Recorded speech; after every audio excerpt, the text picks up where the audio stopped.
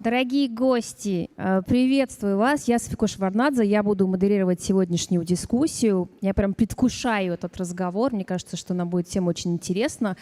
И особо рада приветствовать вас именно тут, в Академии «Маяк», которой сегодня было присвоено имя великого человека, выдающегося ученого Андрея Дмитриевича Сахарова. Андрей Дмитриевич, конечно, внес неоценимый вклад в развитие современной науки. И уникальность, даже скорее парадокс Сахарова заключался в том, что, с одной стороны, он изобрел irony of Sakharov's life is that he developed one of the most destructive weapons in history, but at the same time he received the Nobel Peace Prize. And today we will talk about this duality of progress versus responsibility that every scientist has for his own inventions. But before we begin, I'd like to invite to the stage the president of Russian Academy of Sciences, Alexander Sergeyev.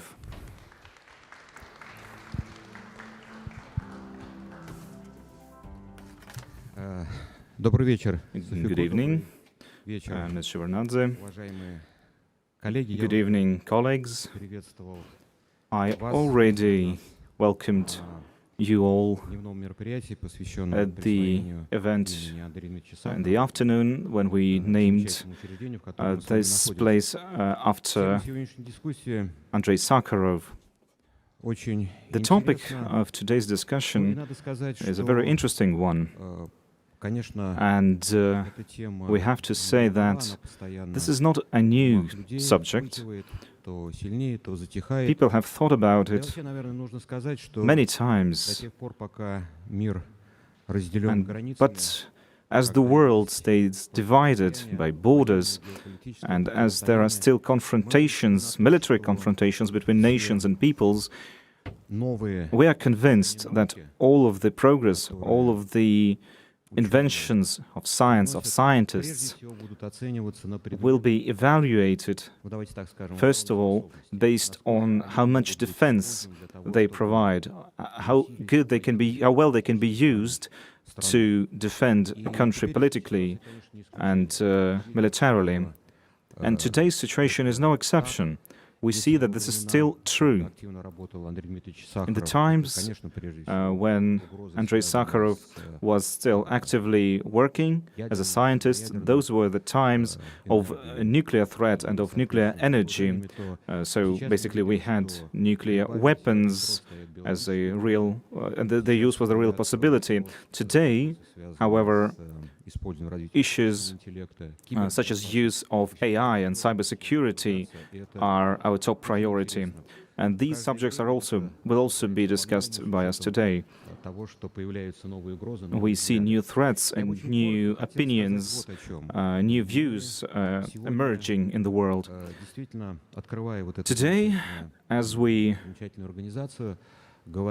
open this and start this important initiative, we not only want to say that Sakharov was a great man and a great scientist.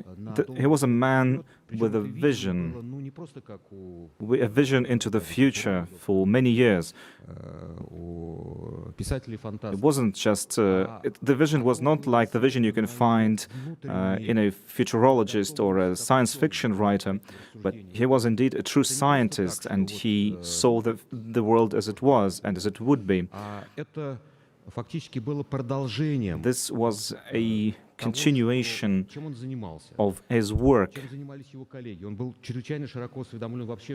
He was very well aware of what happened in science, and I think that one of his key works, his article in 1974, which was published in the US, it was titled The World in 50 Years.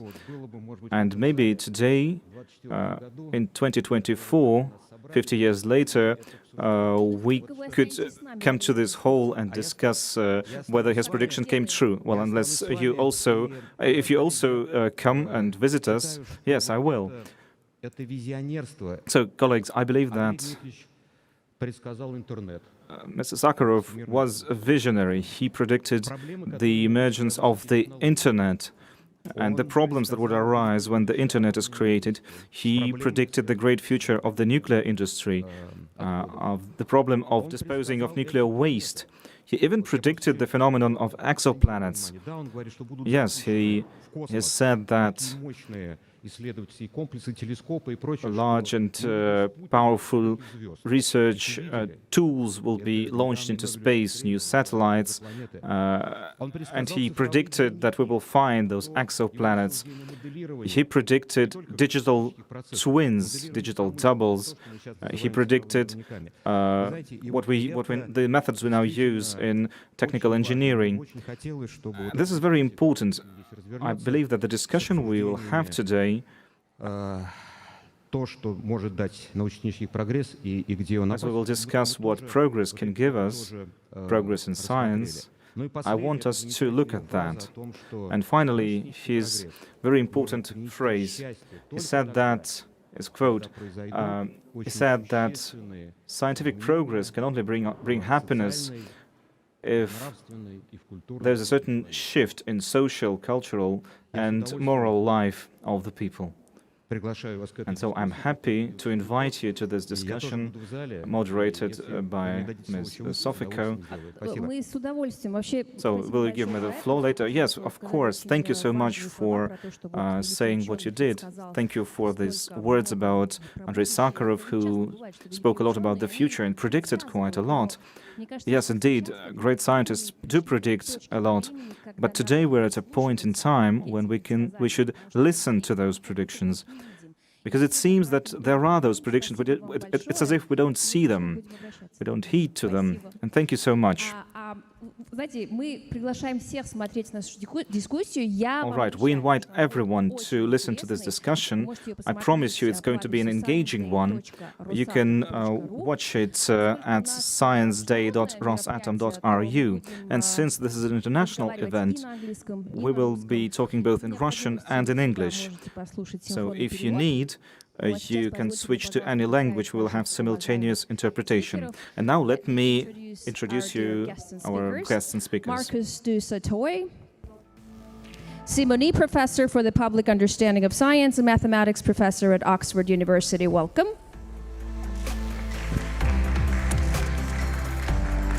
Rai-Kwon Chung, climatologist, Global Energy Prize International Award Committee Chairman, 2007 Nobel Peace Prize laureate. Professor, welcome.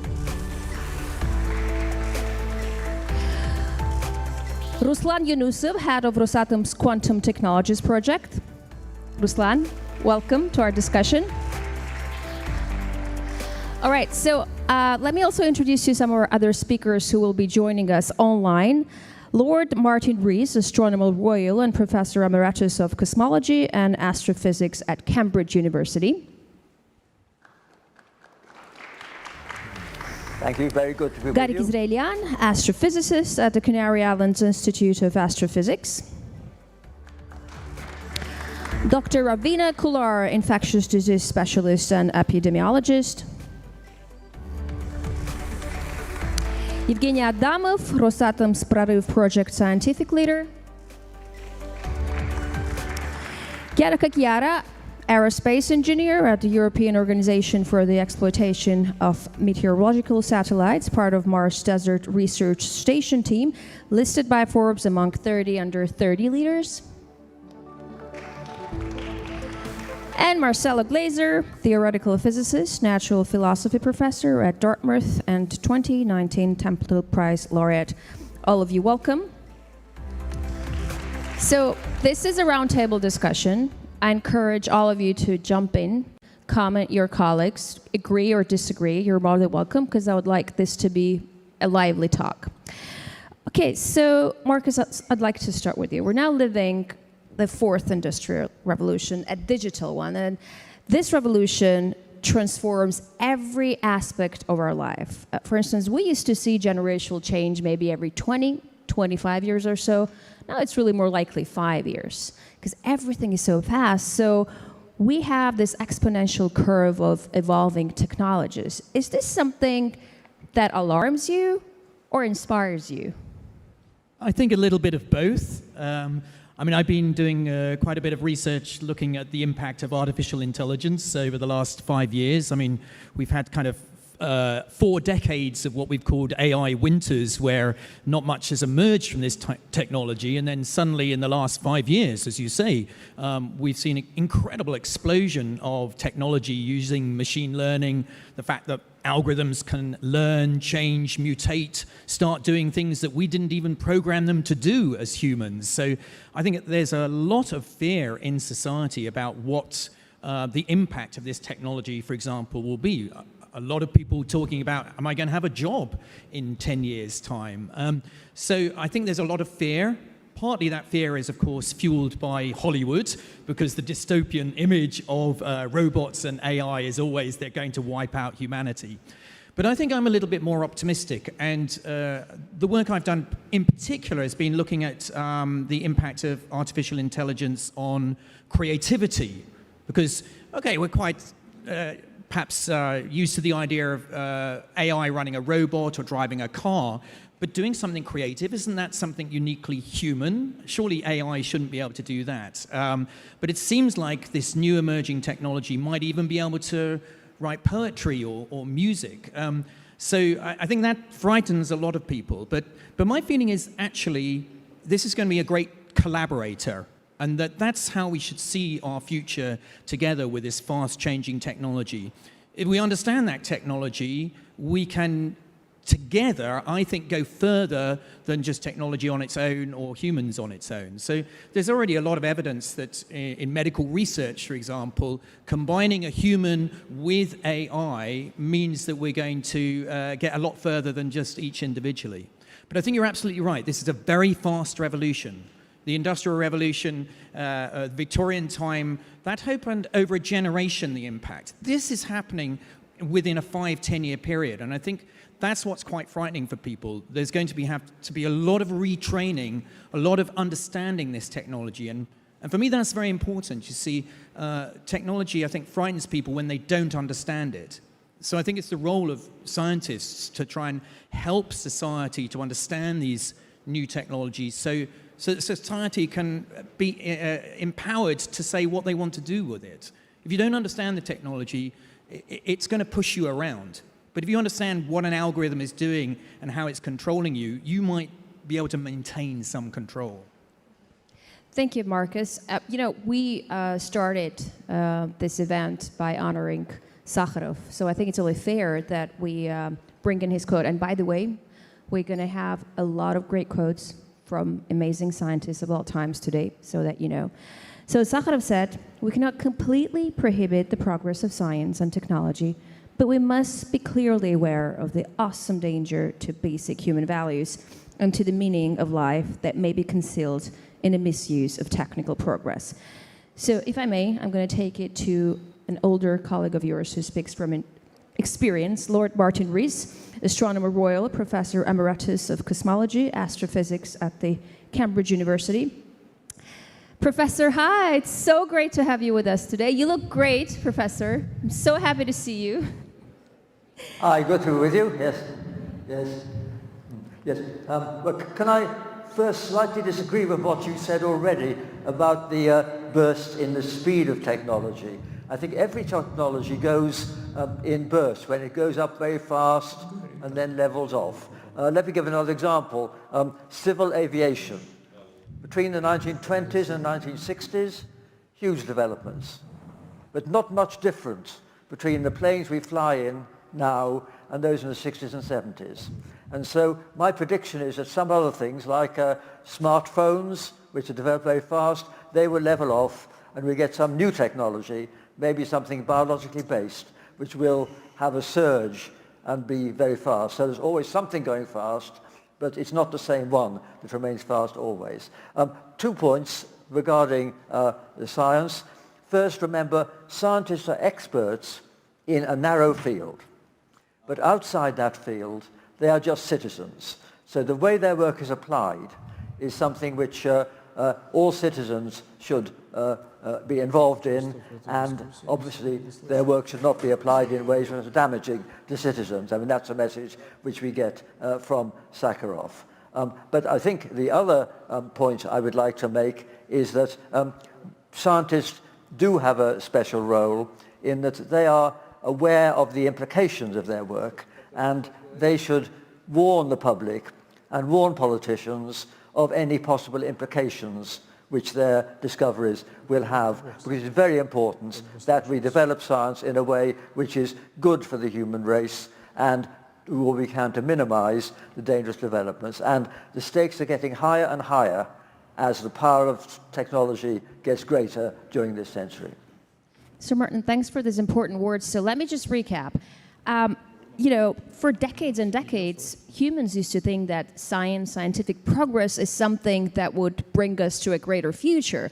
For the last 10 years or so, there have been warnings and concerns that progress may not necessarily be good for the mankind. Do you feel that this alarmism is unjustified? No, I think it is justified, because one thing which is certainly happening, and this is relevant to the climate change conference going on in my country at the moment, is that there are more human beings on the world than ever before, all of them more demanding than ever before of energy and resources. And so for the first time, humans have the future of the planet in their hands. The Earth's been around for 45 million centuries, but this is the first when one species, ours, can determine the future. And the way things are going, it does give a sense of foreboding that we are going to end up with a world worse than the one we have. So we should be conscious of what we've benefited from due to the work of past generations. We don't want to be bad ancestors, as it were, and leave a depleted future. So I think there are good reasons for thinking that we do have to worry about the downsides of these developments more than just extolling the benefits. Thank you, Professor. One of the most widespread fears, actually, be it for artificial intelligence or the quantum computer, is that they cannot not only operate faster than any machine or human before, but they can start to think, maybe acquire consciousness, and thus make us humans redundant. Okay, so we can start from a positive note. Руслан, я так понимаю, что квантовый компьютер — это вообще As far as I understand, Ruslan, quantum computing means a new level of speed of computation. Could you explain to us what the emergence of such a quick-thinking computer change for humanity? Well, good evening. Well, you can imagine that quantum computing means making computation just faster. But recently I've heard the phrase when quantum computing was compared to normal computing. In fact, our computers that we use today is not very much different from the computation, the abacus that we have used for centuries. But quantum computing is a system existing in parallel with the system of computation that we use. It is used for goals and that's used for computation where normal computers would not even be able to start. And so this change, this new type of computing will not just let us compute things faster, but will let us solve problems that we cannot even address today. Can you give us any examples? Well, sure. You take a bag, a traveling bag, and say their suitcases, say they have 4 corners, so you have to optimally get them and pick them and pack them together. So, for example, or you have to take 100 messages and you have to deliver them to 100 people optimally. And the complexity of these operations is so complex sometimes that normal computing cannot address them, but a quantum computer would, and it will provide you with the best, most optimal decision. And this is the algorithms that quantum computing can address. they can find the best solution among millions and millions. Or say, take the issue of developing new pharmaceuticals. Take COVID-19, for example. Even the best pharmaceutical companies take months or years to develop those new compounds, because we use heuristic methods. We take molecules, combine them manually, but we cannot find the best decision by ourselves. Whereas a quantum computer could use this and address this problem and change the world drastically. So I understand this is a new speed of operation, and this is addressing principally new issues. Yes, in fact, in the 1950s or 60s, when the computers were first created, they used to say that maybe there would, if we take like 100 computers, they will be enough to do everything that we need on Earth to address all issues. But now we can see that each of us has at least a handful of computers. And when we talk about quantum computing, we don't even know what's going to happen in the future. We don't see beyond the horizon. So you could imagine that we would have even more computers, or everyone would have a quantum computer. Well, maybe that, or maybe everyone will have access to a server that engages in quantum computation. So you're describing all that, and now we understand that from what you are saying, quantum computing will change the way we engage in computation, how we engage problems in the world. But there are certain things that we're worried about, certain concerns. Like you said, computers would solve problems faster than anyone, break any code, any program, any programming. So what if a quantum computer falls into the hands of the wrong people? Then, next, we have the problem of technological inequality. So what if some people receive this technology, have an access to it, others don't. There's clear issue of inequality. And to me, as a user, it means that quantum computing, the internet, the AI, all of these breakthrough technologies are invented, are introduced in every facet of our life, but it's complete madness to think that we still haven't had a conversation somewhere to agree on the rules how these technologies should be used in the future. Let me first say that some believe that quantum computing is a machine that's connected to lots of risks. We know that some problems that we need to solve will be solved much quicker than things like you said, like breaking computer code, because this would require even stronger more powerful quantum computing. And right now we're developing algorithms that would remain unbreakable to quantum computers. All systems of asymmetric codes will be broken at some point, will be hacked at some point. People who like conspiracy theories, they like to say, well, nobody's going to tell us when they build a quantum computer. They will just hack everything, just like the Turing machine, which was built during World War II to break the Nazi code. So I don't believe in that conspiracy theory, because the development is step by step.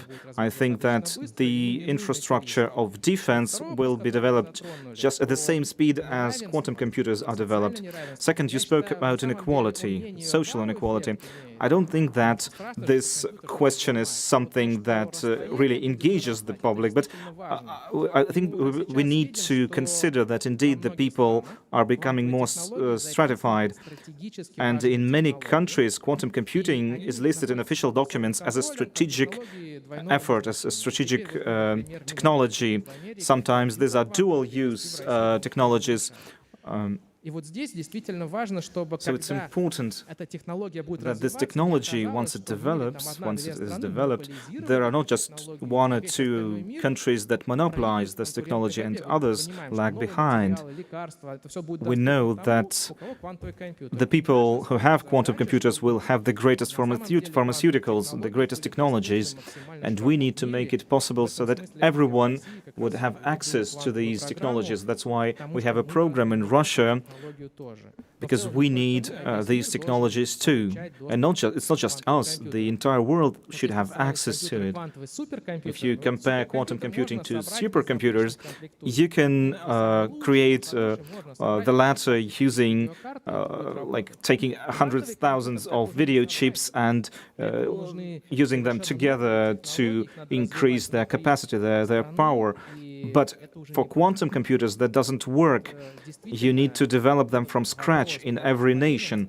So this problem of social inequality is indeed, and inequality between countries is very important. Or take, for example, cybersecurity. There are consultations between Russia and the US, and this is perhaps one of the few areas where we still do engage in conversations. And I think that it is along these lines that quantum computing will develop as well. And of course, it is important to do. Why wasn't it done before? Well, say 5 years ago, perhaps 10 years ago, if you asked me the same thing, does the quantum computer even exist? Is it truth or fantasy? The first qubit was made 20 years ago. Only 5 to 7 years ago, we still had to prove it to people. Yes, indeed, the quantum computer does exist. We do have it in a lab somewhere. Now we finally don't have to make those disclaimers. Now we're already talking about the threats and concerns associated with quantum computing. And it's not just about quantum computing, it's the question of ethics. It's becoming more and more relevant in biotechnologies, in artificial intelligence. There are many conversations that we have now about how to use artificial intelligence. The ethical questions in science are becoming very, very relevant. Thank you. Well, maybe it's not just a relevant thing, but the issue of ethics should become a mandatory one. Yes. Coming back to your first question of whether we should be overwhelmed or inspired by the scientific progress, I think it will depend on how our social and economic system can catch up with the scientific innovations. For example, very interesting example is the problem we are facing through the platform economy, like Uber, is posing some problems, social problems in many countries. So whether our economic and social system can keep up with the progress in science, like a platform economy is posing to our society. So in order to maximize our progress and the positive side of scientific progress, we have to continue to evolve and improve our economic and social system that can accommodate in a more positive way. So it is posing a serious challenge, not only just looking at the scientific progress itself. It cannot exist without economic and social system. So we have to also look at the economic and social system, how they react to scientific progress. It will decide. This kind of reaction between those factors will decide our future. Thanks, Professor. And a bit more about technophobia, Marcus. Scientists, they like to say that technologies are neutral. But I mean, come on, you can use a knife to cook, and you can use a knife to cut yourself. And today here we're talking about responsible use of technology. And let's be honest, when it comes to us humans, we're not really the most responsible users. Do you feel like there's an ethics code that maybe should be programmed in every machine? I think it might be important to distinguish actually the difference between science and technology. I mean, technology is the decision about how we use a lot of the scientific discoveries that we make about how our universe works. And there, I think, there are social responsibilities, political responsibilities, but I think I'm still a believer in there are no closed doors that we shouldn't go through in science. Actually, I do. I mean, you raise your eyebrows at that, but I think, there are, I think it's the decision about... It's a very scientific approach to things. Well, yes, I mean, how are you going to make that call? There are some very tricky questions that science can ask, and you say, well, should I even contemplate a genetic basis to intelligence? Is that something that you should even contemplate thinking, doing research into? And at the moment, there's an atmosphere where, no, you shouldn't be doing that. But what, are there any closed doors? I think it's about what you then do with the discoveries. And that's, in some sense, what I would call the technology. Yes, as you say, what you can do with a knife, it can be positive and it can be negative. But I think that's about the use of these things, and we should call that technology and not basic science. I'm after discovering absolutely how the universe works, and then what we do with it, that's the important thing. And I think, Martin Rees is right that, we scientists have, we're lucky to have access to extraordinary information that we discover, but it's behoven on us as scientists to then explain those discoveries to society, where we then become, as scientists, just another member of society with responsibilities politically. But my role, I'm a researcher in mathematics, but my other role is the professor for the public understanding of science. And I think this is really an important job of a scientist. It shouldn't just be a special job that I do. Every scientist should have the responsibility to explain what it is they're doing, their discoveries, so that they can empower society to be able to then make the decisions about how we use that knife. Right, so it's up to scientists in the first place to make sure that the technologies that are being invented are being used rightly. No, I'm not saying that. I'm saying that it's up to the scientists to communicate what the discoveries are that then society can decide. It's not that, the scientists don't have some unique position to be able to make those moral decisions, but we have unique access to knowledge that we need to share. And I think, in the past, that hasn't been considered one of the responsibilities of a scientist. In the past, we kind of did our science in our lab and nobody was communicating the ideas outside of the academy. Now I think it's the academy's responsibility to try and disseminate knowledge such that society can make informed decisions about whether we have genetically modified crops, how we use stem cells. What are we going to do with AI? Do we want to ban AI weapons, for example? Yes, I think we probably do. But do we want to ban all research into AI? No, I don't think so, because there are so many positives. But, society, I think, Thomas Jefferson kind of summed it up that, we could deny society power, but that isn't a very clever way forward. What we need to do is to educate society and inform society so society can make positive decisions. Society is the best kind of a holder of this information about what to do with it, provided they understand it. And that's a very tricky gap between the forward-looking thinking scientists with their inventions and the society deciding what to do with these inventions. And I guess it's our job to make sure that the gap closes. And when we were preparing for this discussion, we actually came along Isaac Asimov's saying, which I think is prophetic, very much relevant to what we're saying right now. He said, saddest aspect of life right now is that science gathers knowledge faster than society gathers wisdom. I would like to go back to Sir Martin. Are you with us? Sir Martin, have you heard I am, yes. the quote? What do you have to say to Asimov in this respect? Well, I mean, it is certainly true that science is advancing at a frightening rate. I agree with almost all that Marcus said. I mean, I think there's a slightly blurred boundary, because we can, by funding decisions, accelerate a particular area of science and slow down another. And let's take an example. There were experiments done in 2011 which showed that it was quite easy to make the influenza virus more virulent or more transmissible by so-called gain-of-function experiments. And those were banned even in the United States for a number of years. And yes, and I think it's very important that we should realize that there are some scientific areas where we should perhaps go slow because it's reasonable to predict that they will be misused. And that's an obvious example. If we can make viruses more virulent and more transmissible, as we can now with coronaviruses, that's dangerous knowledge.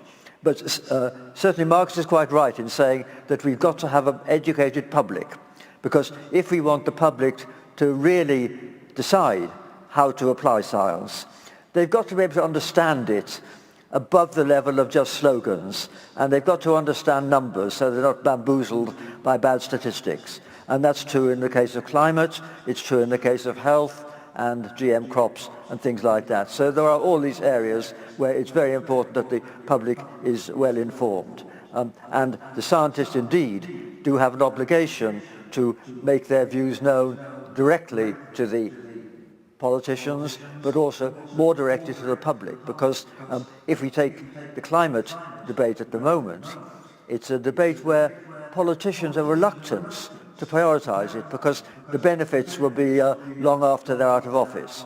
And so they will only take climate change seriously if they know that the public is behind them. And I know lots of advisors to governments, and they don't have very much traction except in an emergency like COVID. So what we need is that the scientists should talk to charismatic figures, and those charismatic figures can then energize the public. And let me give an example. In climate, I would mention 4 people, very different from each other, who've had a huge influence collectively. There's Pope Francis, there's David Attenborough, there's Bill Gates, and there's Greta Thunberg.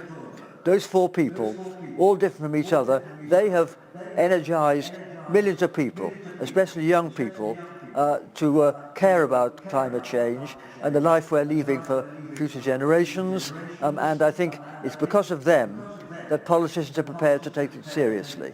And so we've got to get through to the public and to the politicians, not only directly, but via public pressure and demonstrations. Thanks a lot, Professor. You know, the president of Russia's Academy of Science, Mr. Sergeyev, opened this session by saying that a lot of progress in science in the 20th century, and unfortunately in the 21st century as well, was driven by the competition between the military-industrial complex, and not many things have changed in this regard now. And it's true, a lot of discoveries, a lot of inventions, be it physics or being chemistry, they really all came about because you had to be stronger than your opponent. So right now I'm thinking we're here in the 21st century, and we can clearly see that there are other pressing issues than having an ideological opponent, be it climate change, inequality, I don't know, growing cybersecurity problems. So I'm thinking, Garik, welcome. Are you here with us from the Canaries? I'm thinking, can the urgency... Yes, hello, Sophie. Hi, Garik, good to have you with us. Do you think the urgency that actually unites us all regarding these new problems that humanity is facing can trigger another technological revolution? Can we be on the verge of a new era because there is much more that unites us? Or do you have to have an opponent to have some breakthroughs? Well, yes, I think we can. We can unite. And I think the most important problem, what I see in the 21st century, is probably the energy. Energy is in the basis of everything. And one of these projects that brings humanity together is ITER, you know, the thermonuclear fusion. And I cannot think of progress or a breakthrough in technology or in anything without, sorry, I've dropped my, without solving a problem with energy. And the only way is really learning how to control thermonuclear fusion. It's amazing because it was Andrei Sakharov who 50 years ago, well, not actually, more than 50 years ago, he built the first hydrogen bomb, which was, for those days, it was a huge discovery and controlled the thermonuclear reaction. And now, the 21st century, we have to learn how to control hydrogen bombs. And that will solve the most important problem for humanity is energy. I think that's what will happen in 21st century. Thank you. Do you guys think that we can be united in these issues that unite us, and we don't need opponents anymore to make breakthroughs? Collaboration does sound, surely that would be the choice rather than competition.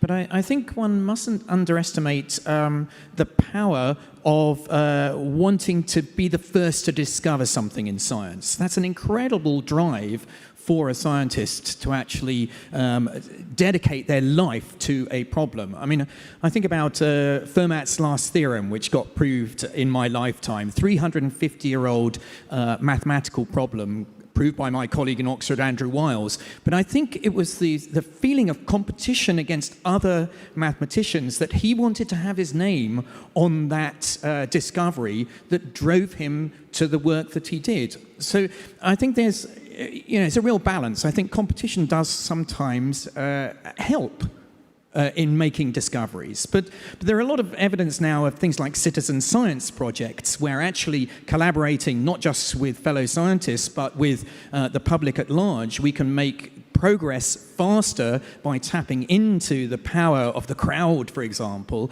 And there have been some interesting examples in mathematics of why don't we share our ideas rather than competing against each other.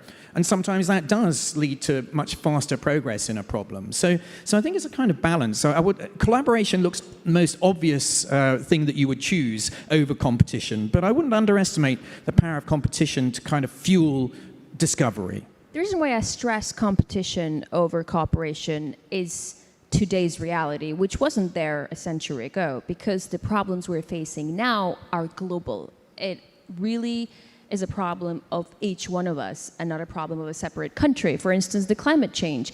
Do you feel it's the competition that's going to make us make breakthroughs, or cooperation on this regard? Regarding your question, the earlier question about whether do we need an opponent to make the cooperation. We already have, instead of the opponents, like the Soviet or the US competition before, we have a climate crisis threatening all of us, and also virus, the COVID-19 virus, it's threatening us. So we have a crisis instead of opponents in the sense of Cold War era. So we have the common crisis threatening our survival. So we have to collaborate, work together. But what is happening now, in spite of the climate crisis and the pandemic now, if you look at the race to develop the vaccine, we have seen two very different approaches. One from AstraZeneca from UK, based on academia, Oxford University, supported by UK government, is distributed at a very minimum lower level of price. But on the other hand, the Pfizer, developed by commercial basis, sold at a very huge profit. So we see two very contradicting examples appearing at the same time. That you can make a choice. I don't have to explain which is better for the humanity to choose. But in spite of that, the problem is we are relying on market mechanism to spread out the findings of science. So we cannot decide any progress of science without thinking about the impact of the market. So how can we operate the market? We'll decide the impact of science. We're going to talk a bit more about that, and especially about why each country is doing their own separate vaccine. But before we get there, можно я к вам тоже обращусь, Лусян? Вот мы сейчас говорим о том, нужно ли нам talk about whether we should have competition to achieve great breakthroughs in science, like when we talked about quantum computing. So quantum computers, for example, the technology should not belong to just one country or just one man. It should be the legacy of all humankind. So to achieve that, do we need to have competition, or should we prefer cooperation? и не другой. Он в квантовом мире. Neither of this. In the quantum world, there are some superpositions, so answer can be in both areas. But frankly, we are talking about science. It is an open area. This is source of knowledge. If we are talking about the established market with products, then this is area of competition. So today, as for quantum computers, we are somewhere in the middle. So there's room for international collaboration. There's room for competition, because we see that there are not only startups, and by the way, there are first startups, 1 billion unicorn startups, but also the large-scale startups integrating quantum computer programs and then national computers and programs. So here we have collaboration between countries, between programs, and international and national. And if we are talking about the market, there has to be healthy competition without any national restrictions, without any pressure, and there has to be room for collaboration. This is a complex answer, but this is how the world works. Thank you. Facing humanity, I feel like it's perfect time to bring in Dr. Ravina Kullar, global expert in infectious diseases, pharmacologist, and medical specialist. Dr. Kullar, welcome. Great to have you with us. Thank you. So great to be on. All right. So this pandemic has been surrounded with so many conspiracy theories that this virus was artificially made or recombined in a lab, or that it was a natural virus, but it was studied in a secret lab and it escaped, or both. And any of those versions could be true. But the truth is, conspiracy theories aside, scientists do induce mutations in the lab viruses to study their behavior. And from what I understand, these studies are super important for us, for humans. But to me, it's like playing with Pandora's box, obviously. So here's the question. How often do you have to choose between potential risks of your research and the benefits they may bring to humanity? Yeah, I mean, that's a great question. I mean, it's something that scientists have to always battle with, I would say, on a daily basis. Really, how significant of a progress can the research that they are doing make a benefit society versus it being a negative to society. So you bring up the gain of function studies, which Sir Martin also briefly mentioned. And those are studies which have been controversial, as we've seen here with this pandemic. And those studies can be beneficial. I can tell you that I myself, as a scientist, I've done those gain of function studies where we have created highly resistant pathogens in the lab, antimicrobial resistant pathogens, and we've seen how they behave. And we've been able to determine some novel antibiotics or novel treatment options that may help society out. So that's where it could be quite a benefit. I think it's a risk that scientists battle with every day. I think if the researchers and scientists can answer the question that this is going to help public health in a positive manner, then that's a study that should be done, and that's going to be of value to the public health. You know, medical science often triggers really fierce ethical disputes, be it drug trials or genome editing. And scientists are usually faced with what we're talking right now, a very uneasy dilemma. You either go ahead with your controversial research or you stop at ethical barriers. And Marcus just said it, like 10 minutes ago, that there should be no closed door for scientists. And I really, if I had to guess, I'd also say that most scientists, deep inside, they think that ethical barriers are holding back progress. Am I wrong? You're quite right. I mean, the reason why us scientists love the work that we do is we're very curious individuals. We love pushing the boundaries, seeing where we can help society out. And there is that gray area. I think there is no black and white between those ethical dilemmas. It's a gray area where one scientist or one individual may see that you're crossing that line, and another individual may see that you're not. So, it's a decision that us scientists have to make every day in the lab or in the research that we're conducting, those clinical trials, some of those additional studies that we're doing to really see if it's going to be of value to society. And part of science is pushing the boundaries.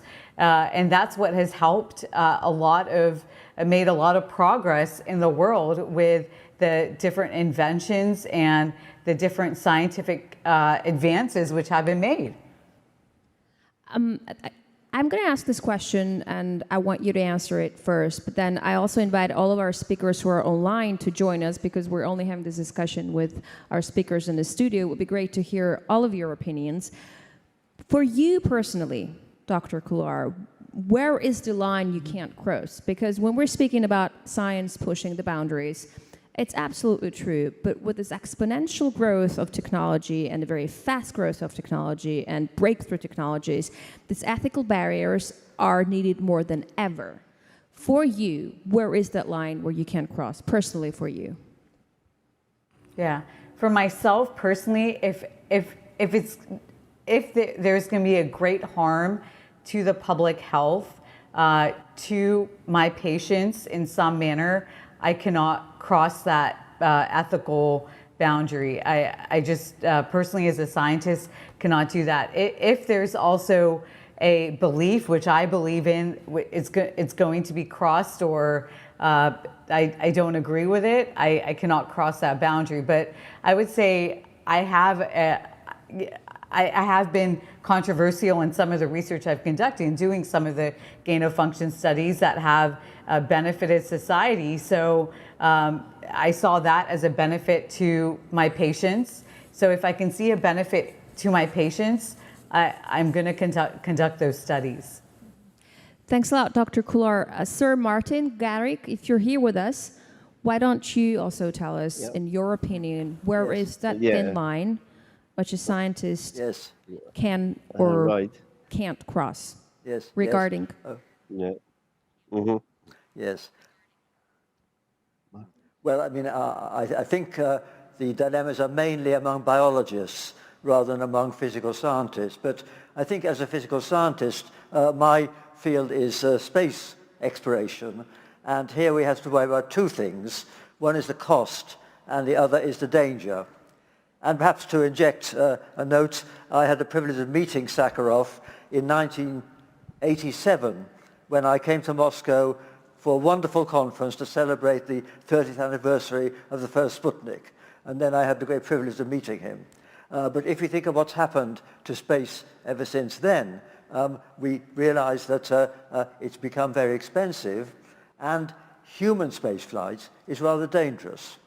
And let me just mention one aspect of space exploration. I personally think that robots are getting better and better, and the case for sending humans for practical purposes is getting less and less. But we think it's inspiring to send people. And I tend to think that if we send humans into space, it's got to be not just the average person who is supported by a government, whether it's Russia or Europe or the United States, but it should be individuals who are prepared to accept a very high risk. Because we are prepared to impose a risk on people who are volunteers and know what they're taking on. The kind of people who go hang gliding, or the kind of people who like to indulge in dangerous sports. So I think we can impose risks on volunteers of that kind, even though we can't impose those risks on civilians who don't expect it.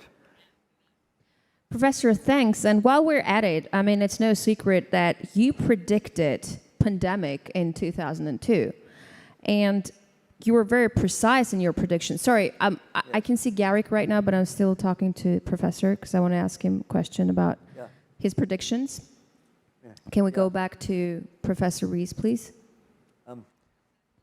So it's no secret that whatever you say usually comes true just about. Here's a $1 million question, Professor. What are we to expect in the next 10 or 20 years to come? Well, I mean, I think we are going to need to worry about pandemics, and even though the present pandemic probably had natural origins, I think there will be a big concern about pandemics which are caused by engineered viruses. And this I regard as one of the worst problems, which is very, very hard to control this kind of danger. It's not like making a nuclear weapon, which requires large special purpose facilities. This can be done by a few people working in a lab belonging to a university or an industry. So I think we have a big tension between privacy, security and liberty if we want to keep the world safe against that kind of danger. So that's my biggest worry. If you want to ask about space, I think in space there is going to be a start in space industry using advanced robots which can assemble big structures in space. I think that robots will explore the moon and the planets. They will not only be able to maneuver, but they will have enough intelligence to look at some particularly interesting site and analyze that. But I think the role for human beings will be limited to an adventure. And I personally think that I would not like to see any of my taxpayers' money spent on manned space flights. I'd feel the same if I was in Russia or in America, but I would cheer on these billionaires if instead of building a big yacht or buying a football team, they are going to send people into space at their own risk. Thanks a lot, Professor. Garrick, are you with us? Yeah. So do you want to add something to this ethical question before we go on to the next question? Yeah, definitely. You know, I think we often forget that scientists are humans. Scientists are humans, and we are a part of society. And the society is controlled by economy, and it's a money world. The world is led by money and led by economy. So one of our previous speakers was mentioning this, that we can't really think about very high class, very high, very philosophical things about how the future science has to be without or separating this from society and from economy.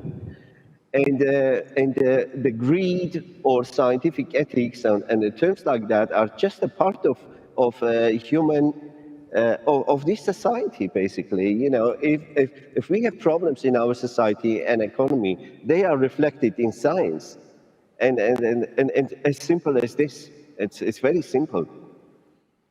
You know, I wanted to ask you about who owns scientific breakthroughs, because scientific and technological achievements are said to be mankind's heritage.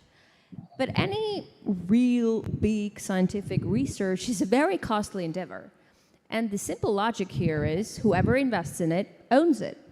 Going back to what Ruslan was saying, quantum computer is not supposed to belong to one country or one person. Anyone should have access to it. But is it really possible? Is this axiom that it's mankind that owns all scientific achievements realistic these days?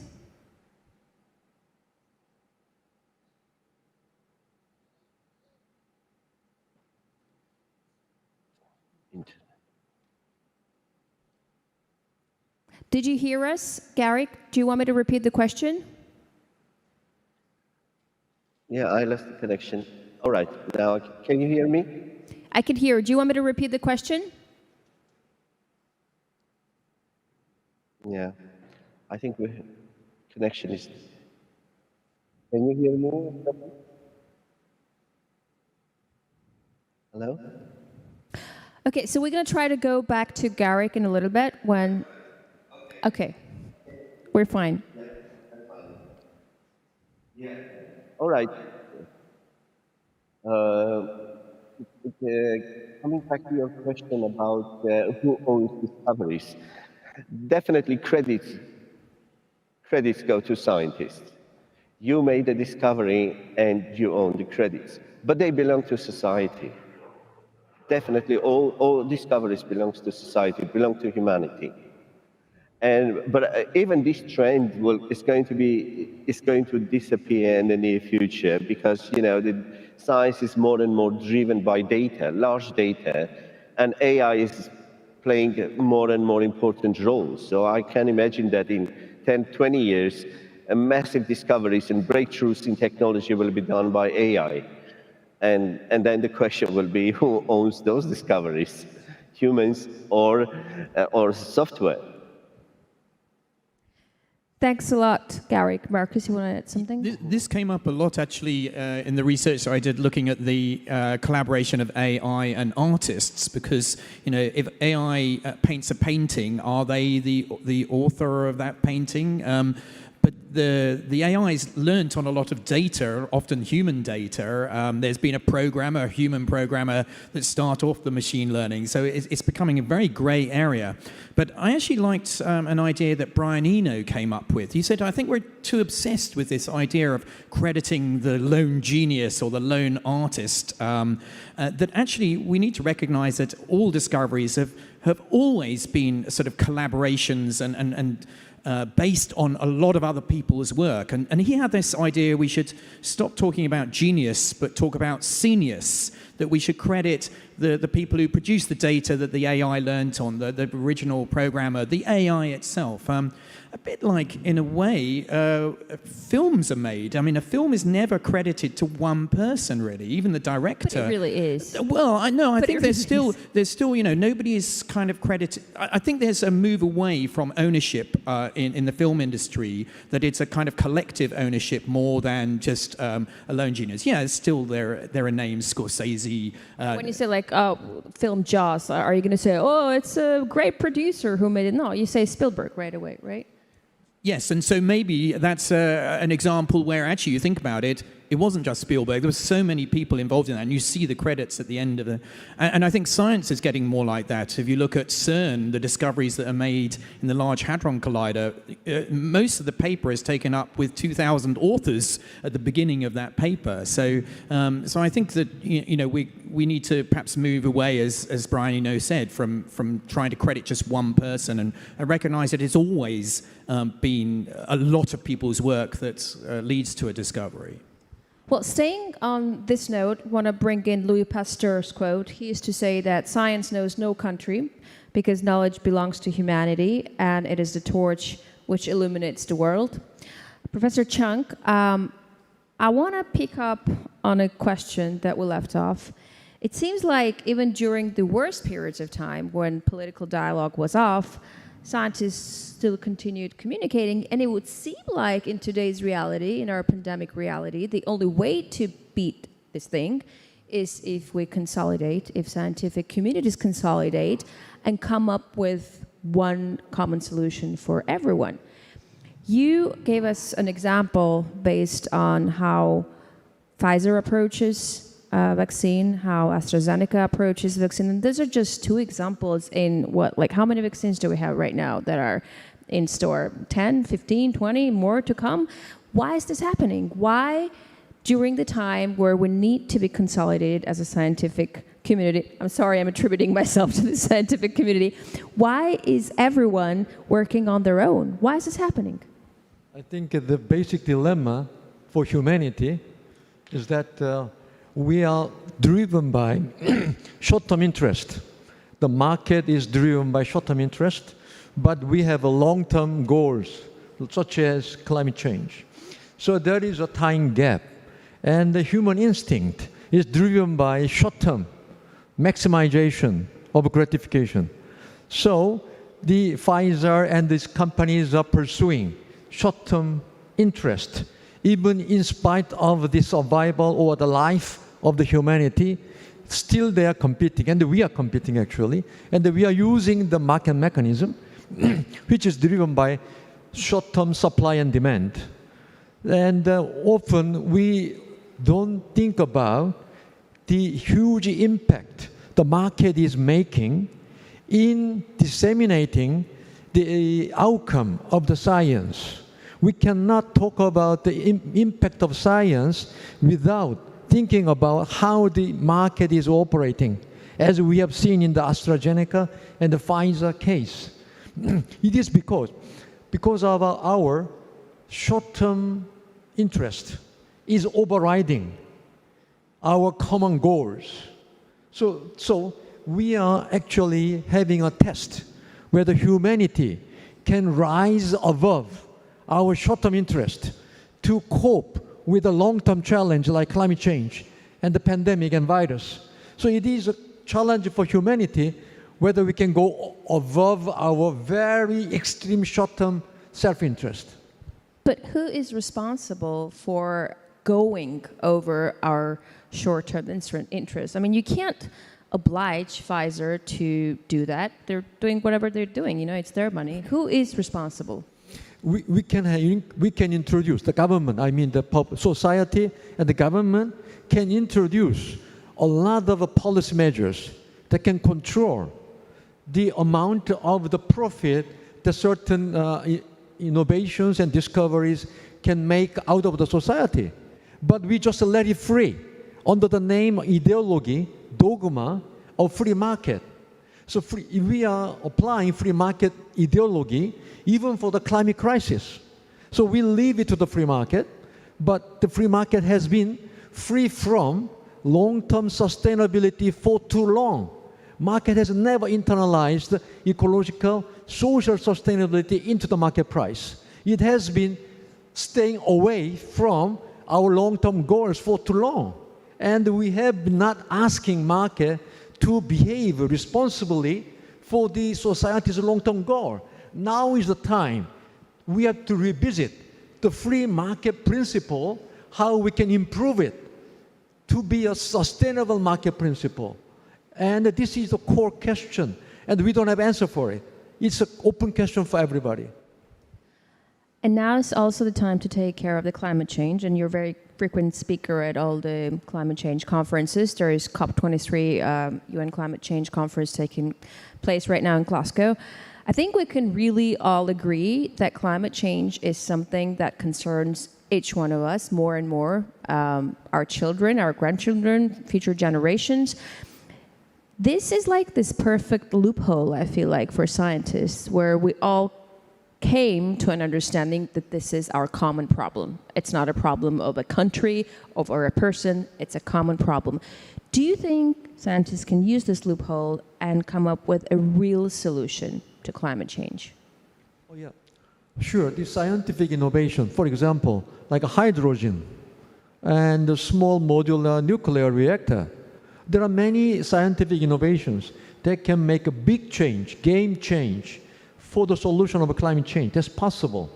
But the question is, another big question is, whether this kind of new innovation can be effectively and equitably distributed across the globe. That is another question. The social and the economic question we have to answer. So only the scientific innovation is necessary, but not sufficient. We will have to supplement it with the economic and the social system that can maximize the positive outcome of our scientific discovery. Let me rephrase the question. Do you feel like at this point, the weight of scientists, because they're at the vanguard of progress at this point, like humanity's future depends on them more than ever before, because these are the times we live in. Do you feel like they can use this weight right now to, I don't know, push economies or whoever is higher than the economy forward into whatever you're saying? Can you repeat? Yes, can scientists basically take action? Are they powerful enough these days to take action and to turn around the whole economic and political spectrums that are existing in this world? I think the scientific community alone cannot make such a big change. As a person like Marcus, who is a communicator to the public about the scientific discovery, should spread out the impact and the outcome to be understood by the society. And here, another very important element that we didn't mention is media. The role of media is very critical in spreading out the positive side and maximizing the positive outcome. We have experienced during the pandemic the negative side of destabilizing reaction, psychological reaction from the society, because spreading of fake news, like vaccine is dangerous, all this kind of a conspiracy theory and like this. So it is, in some cases, the scientific, the SNS, this digital information technology is actually contributing to destabilizing our reaction and response to the challenge. So the media and the IT technology, how can it contribute positively in the stabilizing our social response? It is another very important challenge. We cannot be free from that kind of psychological, media, and the social issues. Marcus, you want to add something? Yes. One problem that I discovered time and again as a scientist trying to communicate my science is that when somebody's got one of these conspiracy theories in their head, it doesn't matter how much data or facts or scientific evidence you give. It seems very hard to disrupt that story that they've got in their head. And I've begun to understand that scientists have to learn to do something very unscientific. Georges Monbiot once said, he's very much involved, journalist in climate change and things. He said, you can only replace a story with another story. And so and there's been papers in Nature trying to persuade scientists that sometimes you've got to use rather an unscientific method in order to try and put across your ideas, which is, certainly present the data, the evidence, but perhaps combine that with an individual story. Somebody might say, well, my child got autism after having MMR vaccine, and that's we now know there's no connection between those. But maybe you need to tell a story about somebody who died from measles because they didn't have the MMR vaccine. Now, for me, that would be a terribly unscientific way to present the data, one data point. However, a very personal story, engaging society's emotions, which sometimes we scientists are not so good at doing, I think is an important way to do this. And this is particularly relevant in the climate change debate because, as you say, we scientists have said time and again, look, the evidence is there. We are heading towards a catastrophic future. But however many times we present the data, it just doesn't seem to resonate. And that's why I think, we've got Extinction Rebellion, which is, real political activism. But there's now scientists involved, scientific Extinction Rebellion, scientists who are stepping up to the plate and becoming emotional about the impact that this is going to have, which is actually very contrary to how we do science. But I think it's now time that we need to use these methods to try and bring to people's attention what potentially will happen. As a species, we're very bad at looking 50 years ahead. I mean, the fact that we're conscious as a species, I think that gives us the ability to imagine ourselves in the future, but we're still not very good at it. And, mathematics, a lot of it is about looking at patterns and seeing what's going to happen next. But I don't think we're very good at looking beyond just a couple of numbers where, exponential growth of a pandemic doesn't look too bad at the beginning. It doubles each time, 1, 2, 4, 8. That's not very fast, but suddenly it happens very quickly later on, but we're still very bad at looking at that. And we need to kind of help people, give them the tools, but give them the stories as well.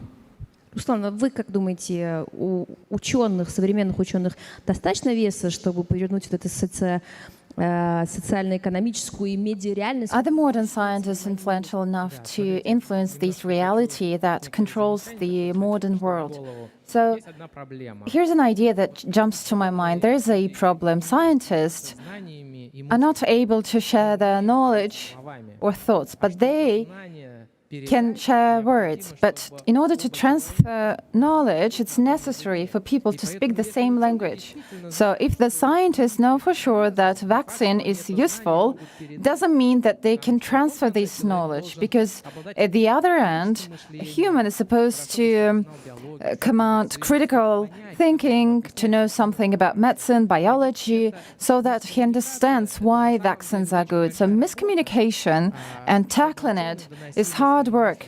Scientists should work on being able to transfer their knowledge. For this, they have to leave their laboratories and learn to communicate using a simple language, maybe not a quantum physics language, but please tell us for layman, in simple words about quantum computers, right? Maybe I don't understand this myself, but I need to find simple words. So building communication is important. It's important for scientists, for the government, for the media to filter out fake news, for example, to get away with the fake science, to get rid of it. It is important for the communication to help to send right messages to the community. Thus, scientists would be able to make great strides and to improve our lives drastically.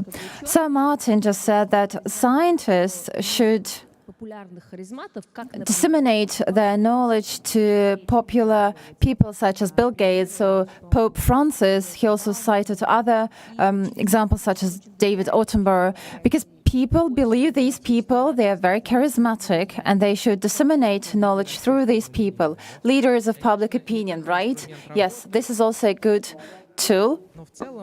But in general, I think it's better to form sentiments that what influential scientists say is something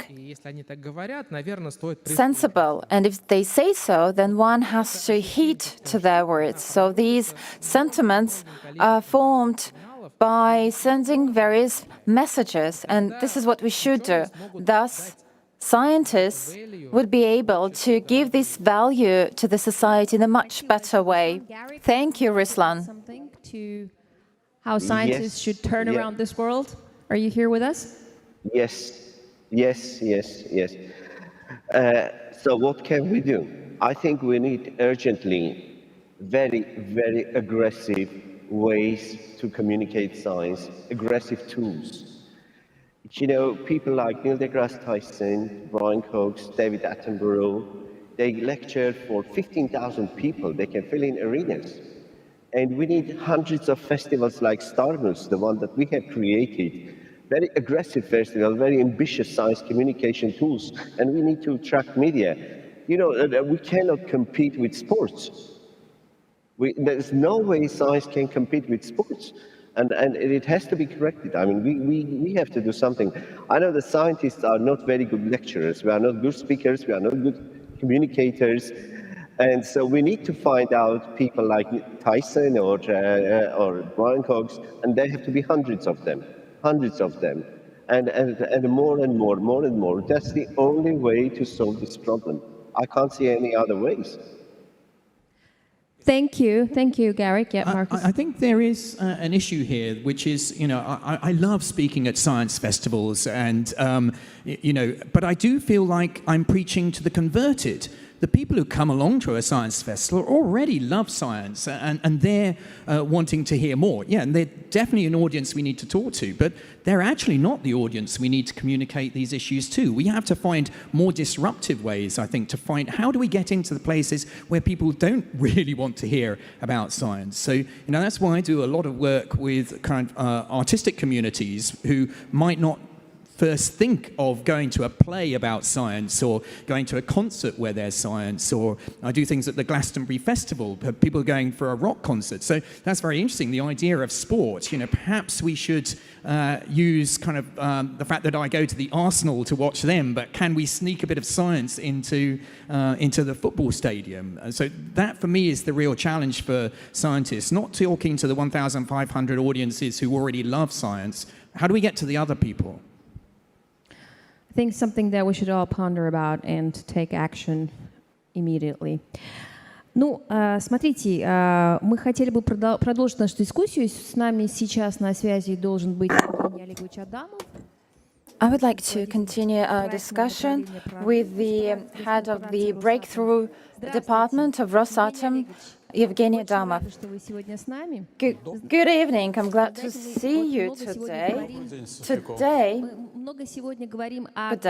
Today we talked a lot about ambiguity of progress, because since the humanity learned to divide atoms and nucleus, we got access to nuclear energy, but this also led to Hiroshima and Nagasaki.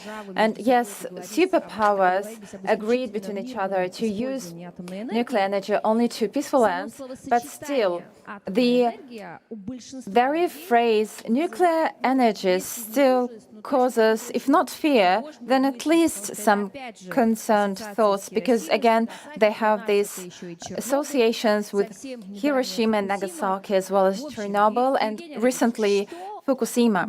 So, Yevgeny, what can be done to change this distrust toward nuclear energy in the society? I hope you can hear me loud and clear. Well, what can be changed? Only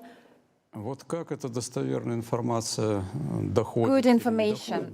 And the way this information is receiving people was shown well in the case of the pandemic. Those who believe to fakes, they have to be admitted to hospitals and then rehabilitation, ventilation, and then cemetery. Others vaccinate and stay alive. Same is happening to the nuclear energy. And the information, the reliable information on thousands dying in Hiroshima and Nagasaki is now part of our DNA, and people are hardwired to believe that it has to do with nuclear energy. But what happened in Hiroshima and Nagasaki is something that we would always remember. Humanity will never forget it. But how this same problem could be solved by the end of the war, there was no need to bomb these two Japanese cities. Were it not for the Americans, they could have just showed that they tested the first explosive device in Alagomor, the same as what Putin did in 2019 during the Federal Assembly when he talked about new types of weapons. He demonstrated them in action on the screen, the way this weapon functions, and this would be enough. However, happened what happened, and this distorted people's mentality, and now these concerns apply to nuclear energy too. And this is in the era when nuclear energy is probably the safest technology, followed by the telephone. Although even about telephones, people say that children should not have telephones directly. There has to be some mobile phones. Maybe we should not compare this to nuclear energy. And reliable information is something that, during the existence of nuclear energy, there never happened even a share, even a fraction of what happens in the man-made area every month and every year. And look at this reliable information. And I suppose intellectuals, those who study in our best universities, a couple of years ago in the Moscow State University and other leading universities, people were asked questions: how many people died following the Chernobyl catastrophe? And then, to simplify, several answers: 1,000, 10,000, 100,000, and million. What do you think was the most widespread answer? So, the majority divided between 10,000 and 100,000. And in fact, the direct victims of the Chernobyl catastrophe was 28 people died of radiation, 2 people not related to radiation, and then before 2014, those who were exposed to a great number of radiation was 14 people. This is what I call reliable information on nuclear energy. I believe that we face the same problem with the pandemic. We need to break through this mentality by giving people this reliable information. And I hope that the academy that is opening today, where we will contribute to this. Evgeny, today we also discussed a lot on whether great scientific discoveries, whether they belong to humanity or to science. And Mr. Sergeyev said that closed nuclear fuel cycle is one of the greatest achievements of science in the recent times. So, being completely frank, please tell us, do you think that you are ready to share this revolutionary technology with the whole world? Sofika, it's very easy to answer your question. First of all, because Alexander is right, and this is a solution of all the energy problems, a large-scale solution, because 86% of energy comes from carbon sources, and the rest is comprised of the rest, for example, 2% wind energy, 1% solar energy, 4% nuclear energy. So it's also easy to answer your question, because in the end of 90s, when we were about to solve the issue that we've already implemented in our project Breakthrough, together with the Americans, we agreed that this technology would be accessible to everyone without any patents in any of our countries. Unfortunately, this never happened, and at the Millennium Summit, only our president spoke, and in fact, he suggested that for sustainable development of humanity, we use new technologies of nuclear energy. Now, let's look at the other side. To do this, we would need great resources of our Rosatom from the government budget, and owners of these technologies would decide how to manage it. But if you want to know my personal opinion, I believe that this should be absolutely free of charge. For example, for developing countries where there is a deficit of energy, that is, 1 to 2 billion people have no access to energy. For these countries, we could have done this completely free of charge, just like food has to be free of charge that they receive through aid programs. As for the Americans, they proclaimed last year they recognized that they are lacking behind in nuclear energy in terms of China and Russia compared to them. And I believe that collaboration here could be done at the commercial basis. So there is this division. As for the fundamentals of what Mr. Sergeyev said, here I have a book. Everything that has been done is described in this book. The way it is done is know-how, is the expertise. This is what I'm talking about. We should share this with the countries in need of the development of nuclear energy and the countries that could share the cost for generation of this nuclear energy. Thank you, Yevgeny. I do hope that at some point life would be the way you think it should be, because of course it is the right way to share nuclear energy with others. Thank you for your participation. If you have time, please stay with us, and we would love to hear your comments during the day. Thank you for your comments.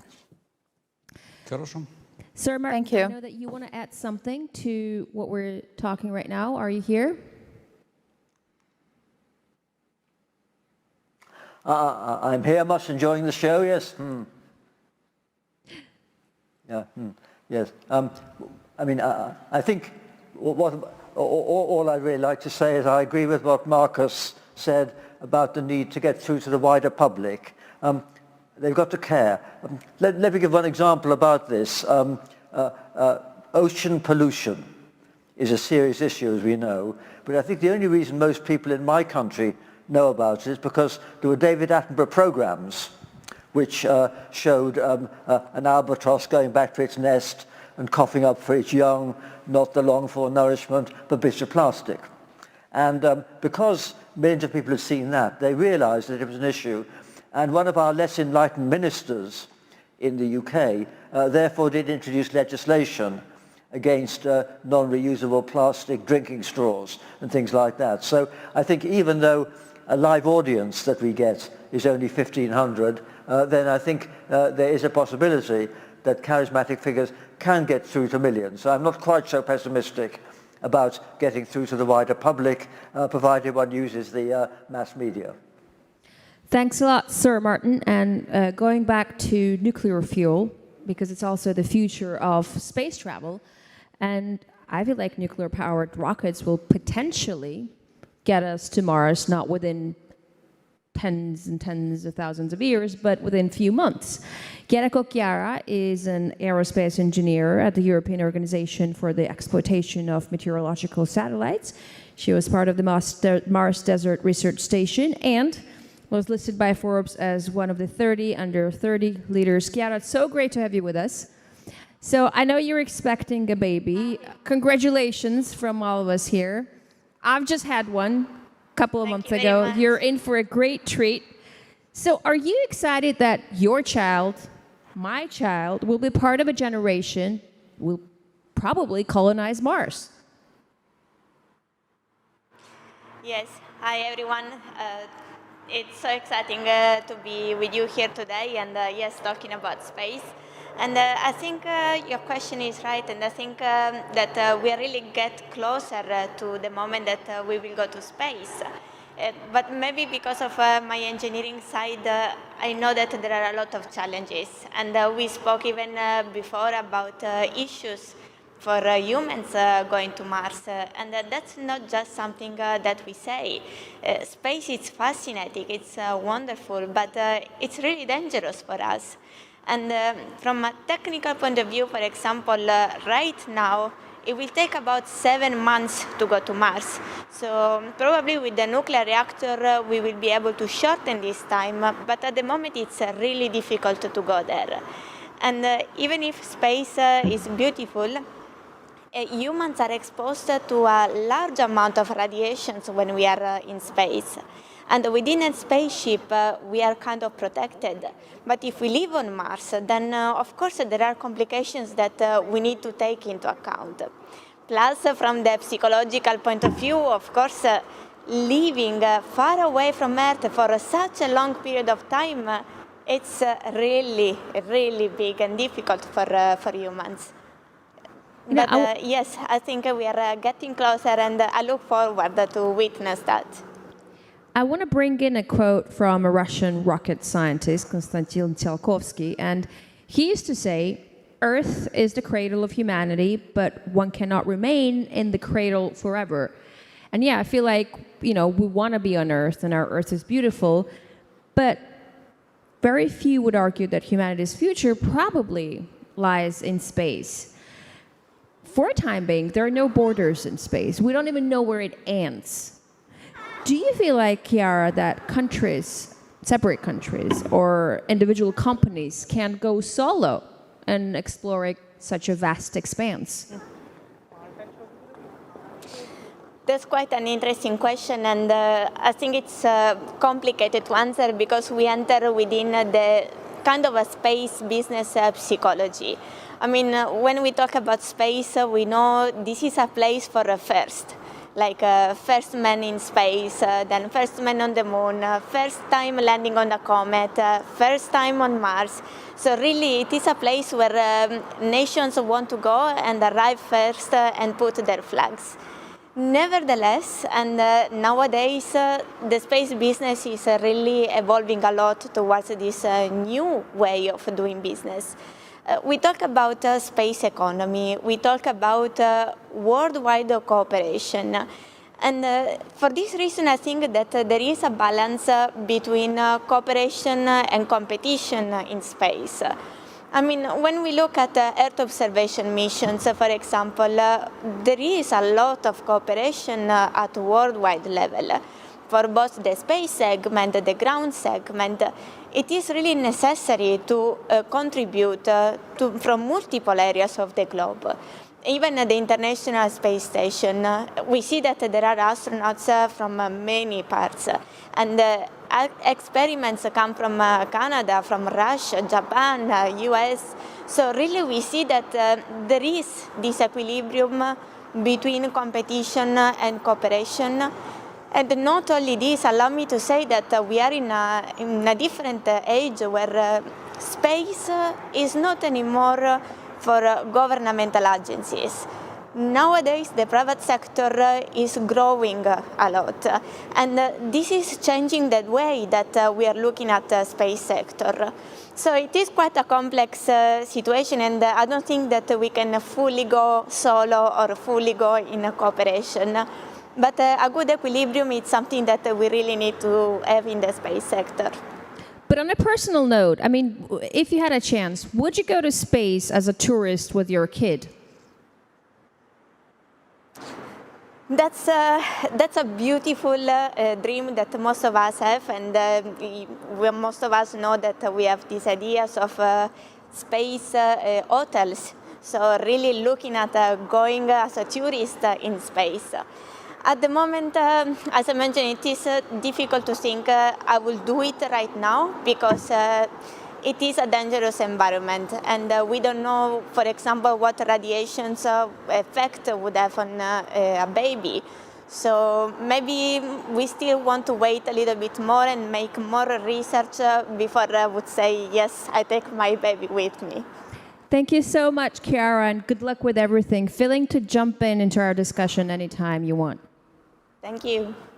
So before we continue, let me ask you, would you go as a tourist to space? You know, we've just had a first movie shot in space in Russia, and before it seemed to me that it needed so much preparation, but now I see all these actors and director who got prepared in just a couple of months, flew there, shot the film, and came back. It's really inspiring. Would you guys take a chance, go to space as a tourist? No way. I think I spent my life doing pure mathematics because I enjoy escaping into the unknown in my mind rather than actually having to physically do it. So, you know, I think one of the extraordinary things about humanity, how many people have actually been into space? I think it's less than like 250 or something have actually been off this planet. Yet, with our minds, we've managed to create tools that have now enabled us to understand almost the limits of our universe and the fact that it's expanding, accelerating in its expansion, yet we're stuck on the surface of this planet. For me, that is much more exciting, to be able to understand what the universe was doing in the past, where it might go to in the future, whether it might be infinite or perhaps finite and looped around in some four-dimensional shape. For me, that's much more exciting than going on a tin can to a very close planet. Okay, Professor? Yeah? I will try that if I can go up to the space without emitting carbon dioxide and accelerating climate change. Ruslan? Вот вы знаете, я все детство жалел. You know, when I was a child, I had regrets that my mother did not wait for 2 more days. I was born on April 10th, but I had a dream to be born on April 12th. Of course, I wanted to be a cosmonaut. Even now, I dream of it. I would love to try to go in the outer space despite the risks. Especially after the recent events, it turns out that not only cosmonauts, people who've trained for years, but also a layman can get prepared to go. Yes, the first space tourist and tourism was organized by the Russians, by a Russian millionaire 10 years ago who went to the outer space. So yes, it is possible. But the first cinema was organized by If I had us. to take a guess, I'd say you definitely want to be a space tourist. I'm not sure I would actually, but I think it's important that there will be people descended from us who will go to Mars and will go probably to remote parts of the universe, but they won't be humans. There'll be new species descended from us. The point we learn from science is that we are not the end of evolution. It's taken 4 billion years for us to evolve from the first life, but the sun's got 4 billion years at least ahead of it. And so there will be evolution of creatures who are very different from humans, and they will certainly be able to explore the universe. But as to what happens this century, I think by the end of the century there will be a small community of pioneers living on Mars. They probably have gone there with one-way tickets. They'll never come back.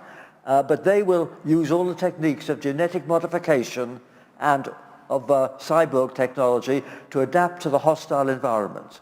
And they'll be the precursors of these very different species who will eventually go far into space. But I think Elon Musk says two things.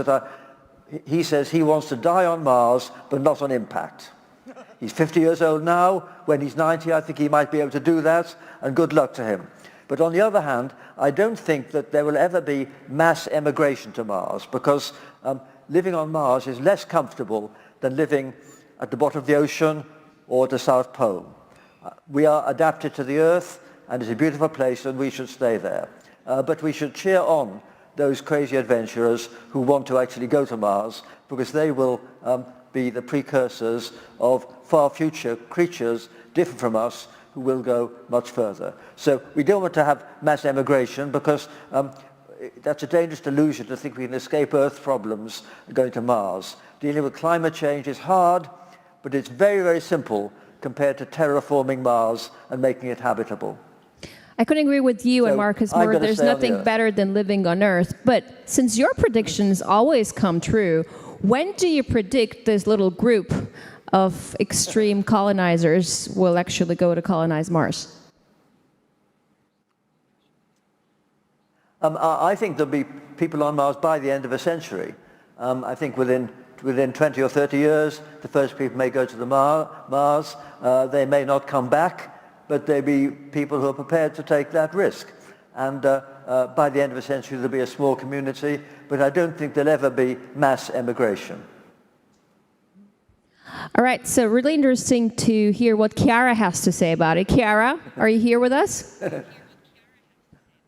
Yes, I just wanted to make a comment because listening to all the responses from all the other guests, it's quite an interesting perspective that I get, and also the space agencies and other space industries that send astronauts to space, they really take into account the psychology of the people that want to go. So really, the word want to go, it's something important that we want to highlight.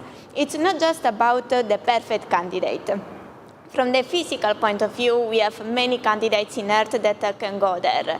But before sending someone to space, they always make an intense study from a psychological perspective, because not many people actually would like to go there.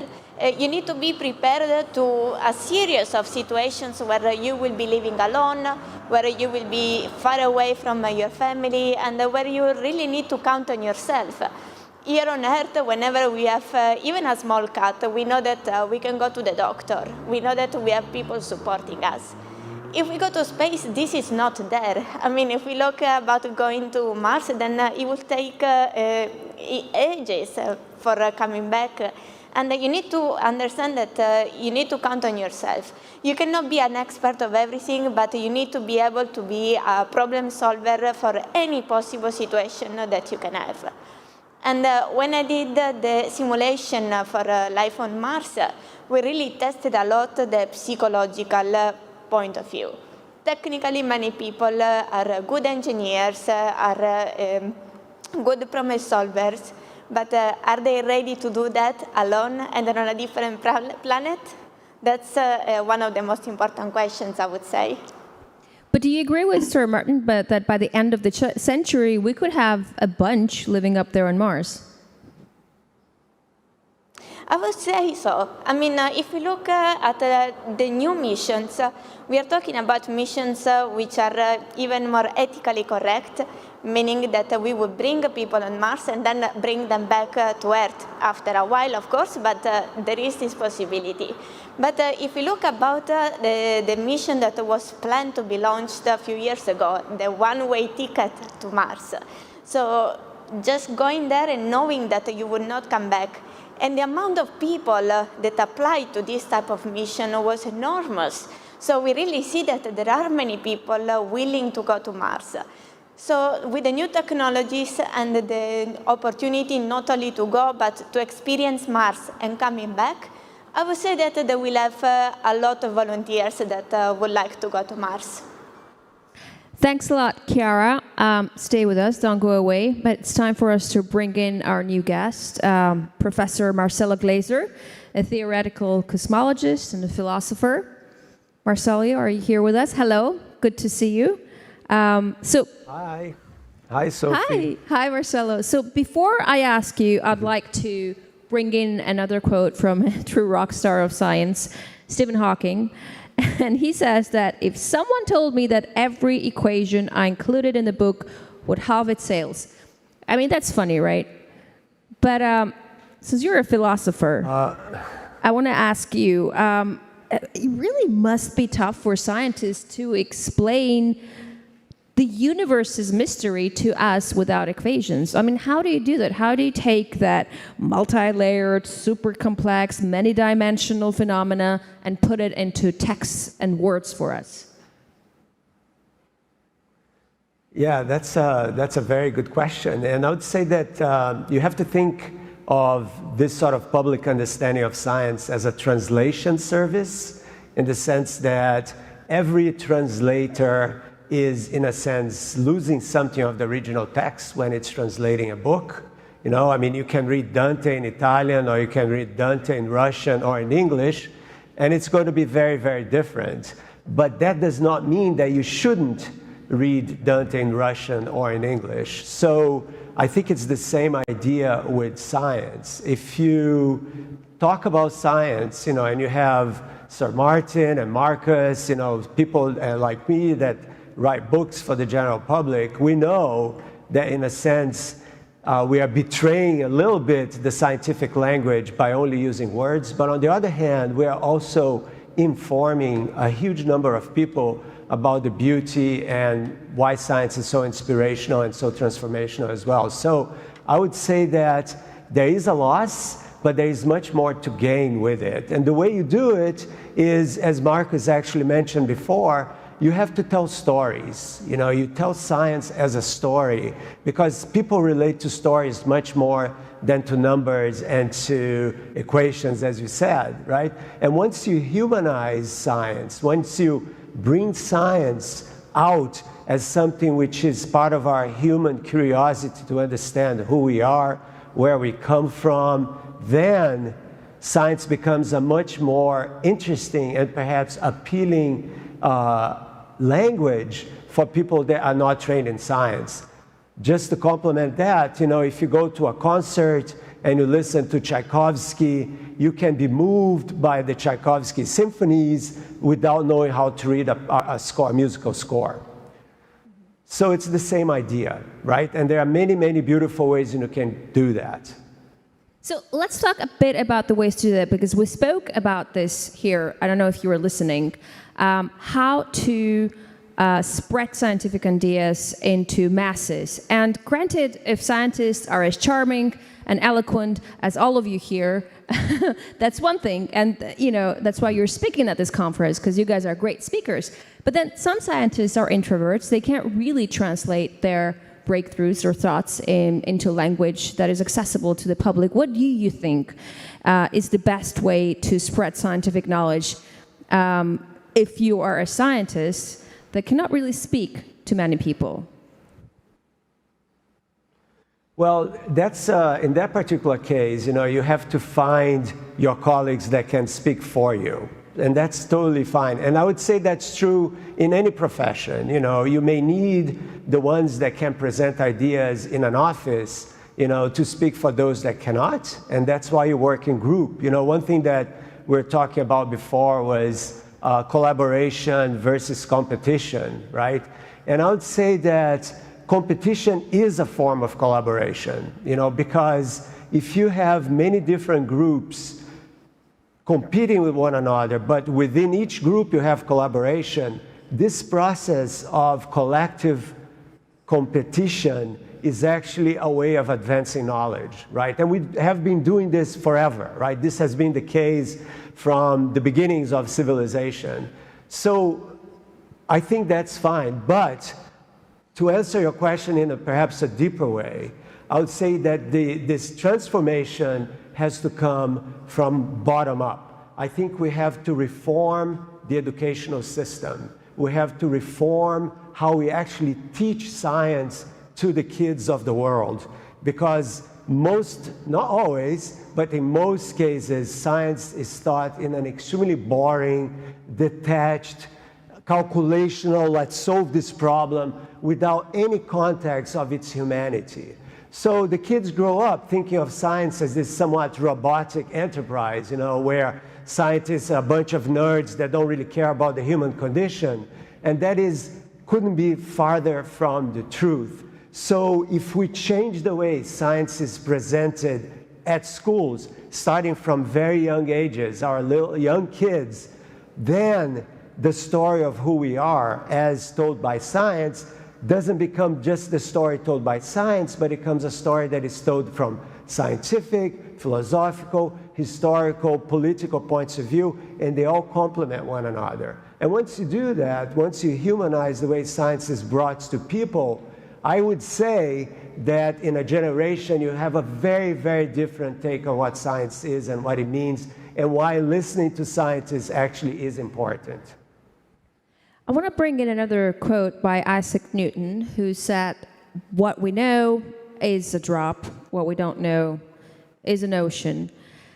And you know, it really seems to me that the way scientists approach uncertainty or the unknown is very different from how we ordinary people approach it. Because, for instance, I can tell from my own example, uncertainty for me is, I don't know, stress, anxiety, because I want to know. I want to know what's happening. For scientists, they right away see a window of opportunity when there is uncertainty. And you, Marcelo, you call it the island of knowledge. And I mean, I in no way want to challenge Isaac Newton, but do you think that at some point, maybe in the far imaginable future, there'll be a point in time and space where there will be nothing left to learn? I sincerely hope not. And you know, just like Sir Martin was mentioning before, and this is a conversation we've had, if indeed we are going to reinvent ourselves to become something completely different from what we are, then it's impossible for us to make predictions about the future of knowledge, because the notion of knowledge may be very different. So putting that aside, let's talk about us as we are now, going after understanding more of the world. So the whole metaphor of the island of knowledge explains why there is no way we can ever get to the end of knowledge itself. There is no way we could find the end to know everything, right? And the idea is very simple.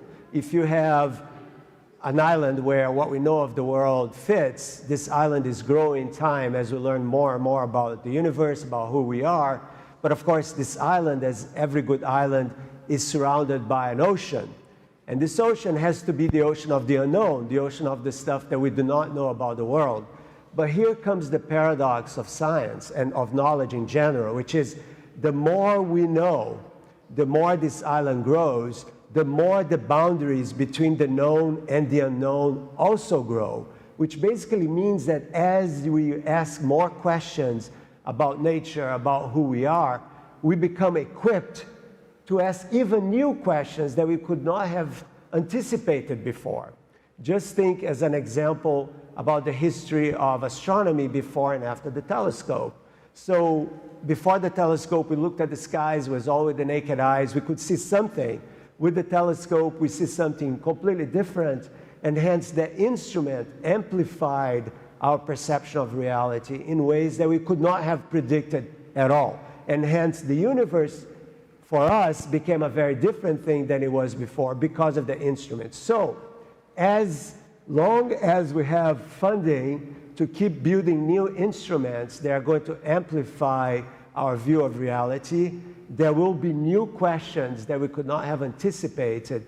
They are going to need answers. And to me, that's wonderful. So you're worried about uncertainty, but you know, uncertainty is the driver of creativity, is the driver of change. It's exactly because we don't know that we have this need to know more, that we are creative species, right? So we should be celebrating the fact that we don't know, and not just celebrating what we do know. Marcelo, thank you very much. Very reassuring words. Marcus, you want to add something to that? Well, I think it would be very anti-Copernican if actually we could know everything about the universe. I mean, the universe has not been set up as an exercise in the philosophy of science. So I think it'd be incredibly unusual if our species was somehow in a position where we could know anything. But I totally agree with the fact that I get up every morning to go to my desk and do mathematics is because of all the things I don't know. It's the unsolved problems that are a driver for me to carry on doing my subject. The thing which is kind of interesting is, can we identify already questions that by their very nature will always remain unknowable? You know, it's kind of the known knowns, the known unknowns. And so, you know, something like consciousness, for example, a lot of philosophers will say, well, that by its nature is something that we will never be able to understand whether anybody out here, you know, Descartes said, the only thing I'm sure of is my own consciousness. I think, therefore I am. But how do I know whether you're conscious? I presume you are because we're built fairly similarly, but you know, the issue will become very important when AI becomes so developed we think it might be evolved in there. The fact that we're in this kind of closed system, it's a bit similar. Are there other universes? Well, because we're stuck in our universe, how could we necessarily ever know that? So I think the issue of trying to identify questions in science that may always be unanswerable is quite an intriguing one. Thank you. Do you want to add something, Ruslan? Who is this? Кто это? Yes, Marcelo, of course. Go ahead. Yeah. So Marcus, right on. So in this metaphor of the island of knowledge and the ocean of the unknown, I put in this ocean of the unknown some regions of unknowables, right? And one of them, I played with the idea of consciousness, as you mentioned, but there are some very concrete unknowables, you know, scientific questions that you can ask that we cannot answer, at least not with the kind of science we know now. A very simple one is the fact that everything that we know about the universe depends on the finiteness of the speed of light. The fact that light has a finite speed, you know, 300,000 kilometers per second, means that we live in a bubble of information, right? That we can only gather information about the universe within the time we have. So light has traveled for about 14 billion years, you know, since the Big Bang. Anything beyond that bubble is in principle unknowable to us simply because we cannot gather information from the outside. So in a sense, we are very much like a fish in a bowl. And I have a bunch of other examples, but I just wanted to give you one, and there are others, you know, for example, related to the origin of life and a few other questions that bring this to the fore, you know, that yes, there are unknowable questions, and the question is, what do you do with the fact that there are unknowable questions in science? Thanks, Marcelo. Ruslan? Вы знаете, вот человечество, я бы скажу про физику. You know, humanity, and I'm talking about physics as science, that describes nature. In the end of 19th century, there was an impression that we are at the edge of learning everything. This Max Planck, who founded quantum physics, when he started talking to his thesis director, he said, I want to study theoretical physics. He said, no, don't do that. But I said, I have a few tasks not solved yet. One of his tasks was to study dark body and matter. Classical physics said that the radiation has infinite energy, as we see the bulbs, for example.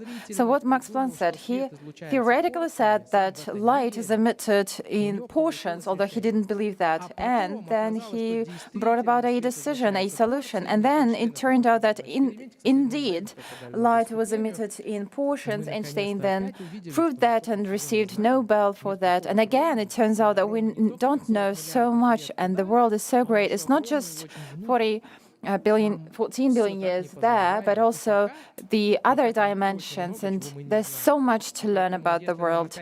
So if at some point we believe that we are close to knowing everything, that we are close to the scientific revolution, then it would change again drastically. So the answer is something between sci-fi and science, that this bulb, 46 billion light years кротовые норы. But then Вы смотрели there are фильм «Интерстеллар». the mole Мы даже не знаем, в какой вселенной мы живем. Кто сказал, что holes. наша вселенная... You've all seen Interstellar movie, right? Who said that it's a Euclidean universal? But wormholes seems to be an answer when we can make even one step forward. So it's not that obvious Chiara, here. are you here with us online? So, do you need to cope with the stress, manage Yes. the anxiety caused by the uncertainty, or are you thriving on it? Yes, maybe because I'm an engineer, then what I try to do is always to organize the work, organize knowledge and structure what I have to do, what we know and what we want to know. And connecting to the question, maybe as a space engineer, imagining that we already know everything, it's quite difficult to imagine. I mean, we talk about the universe and we don't know what are the borders, we don't know where it ends. But even if we would know almost everything, I think that it is in the nature of the human beings to be an explorer. And if you already know something, you want to look for what comes next.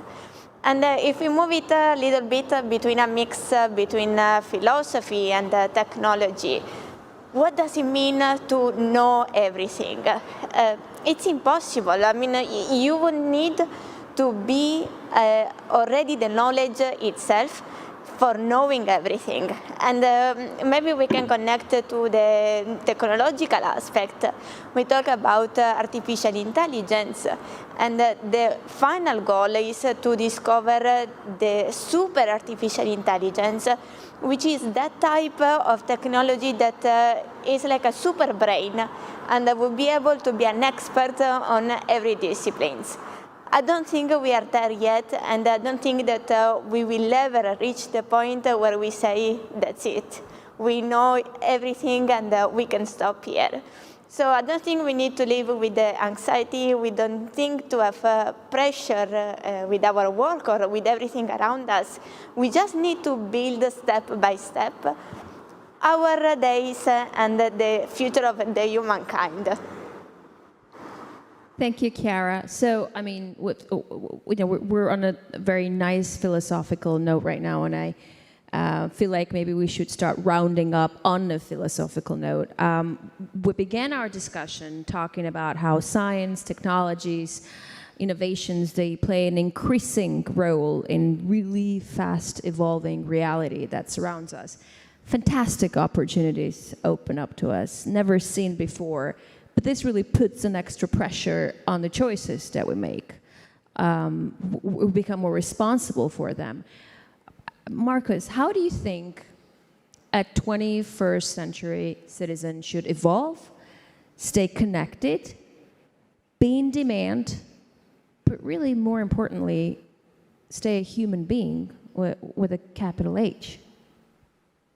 I think it's already been hinted at, but it's a bottom-up process, and our education system, I think, has got to be fit for purpose. And at the moment, I think it's not. We're not producing a digitally literate, scientifically literate, emotionally literate, politically literate society. And so I think, for me, that is where our hope should lie, in trying to create an education system that prepares us for change as well. I think, your opening question was very relevant, which was, things change within a 5-year period, 10-year period. So this means we're going to have to be very fleet of foot and adaptable. We're going to have to retrain ourselves, learn how to learn again in the future. I think we think that education finishes when we're 18 or 21.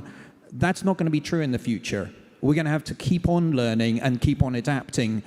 So creating a society that's able to learn, I think will be very helpful. Professor, what do you think? What should a citizen of 21st century be like?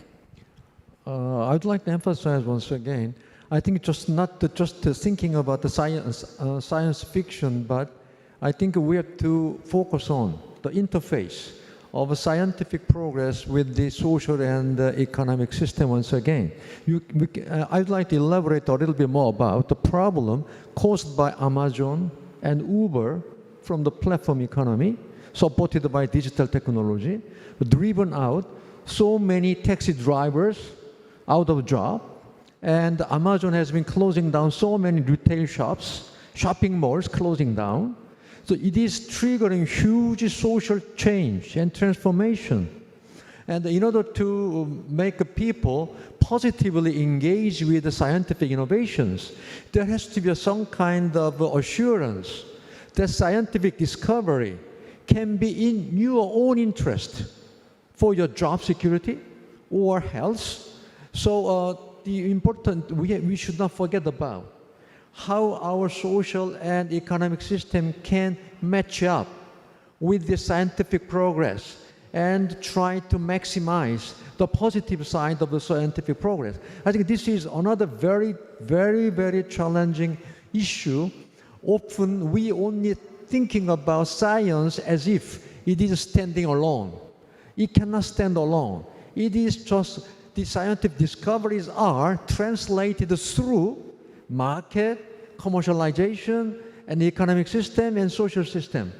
So we have to think about the interaction between science and the social and the economic system. That is a very, very critical factor in maximizing the scientific innovations contribution for peace and development. Thank you. Руслан, вы как думаете, какой должен быть человек современности? Ruslan, what do you think? What a contemporary human is supposed to be? To keep abreast with the progress, to be in demand, and to stay human. So as for citizenship, starting with the Roman law, we have two subjects, the legal entity and physical entity, and both kinds of citizens. Today we talked about artificial intelligence, and we wanted to understand whether they belong to legal entities or physical entities and where the liability lies. But citizens have new liabilities, they have new embodiments, and we don't know quite how to categorize them. Perhaps this would bring about new types of citizenship. On the other hand, when we talked about colonization of Mars, expansion, I would like to believe that this would lead to a consolidation on the Earth, and we would cease being citizens of our own countries, but rather we would start being citizens of the planet Earth. I hope that we would move toward this direction, toward this. These are the drivers, and they drive our humanity, society, the way we live. Clearly, there'll be some kind of stratification.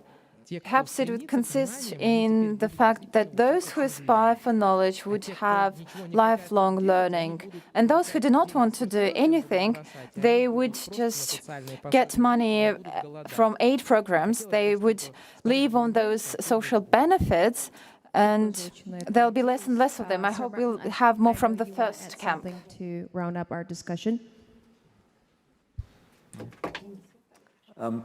Thank you very much. I think we are living in a very interconnected world, interconnected by manufacturing, by internet, by travel, etc., and by the spread of pandemics. And so we've got to realize that no one is going to be safe unless everyone is safe, and we can't tolerate the huge inequalities which now exist in the world. You've got to make sure that the global north and the global south don't diverge. And what is saddening is that although science offers greater and greater opportunities to make a world better for everyone, the gap between the way the world could be and the way the world actually is widening and not narrowing. And that's something we've got to do something about, to make sure that the global south, which is vulnerable, doesn't get left behind. And we've got to use science to produce a better world for everyone, not just the global north. Thanks a lot, Professor. Would anyone else from our speakers online would like to add something to round up our discussion? All right, so I guess I'll go ahead and round this all up. You know, listening to all of you, talking to all of you, once again, I'm convinced that the watchword of our reality today is awareness. And I feel like this pandemic, more than ever before, has proved this. And just like in quantum physics, it has shown us that we are all interconnected, all of us. And something that one person does, one person's actions can have far-reaching consequences for the entire world. Talking about being citizen of the world and not one country. Now, I will emphasize once again that, in my humble opinion, scientists today march in vanguard of progress, and more than ever before, they determine the future of humanity. They do.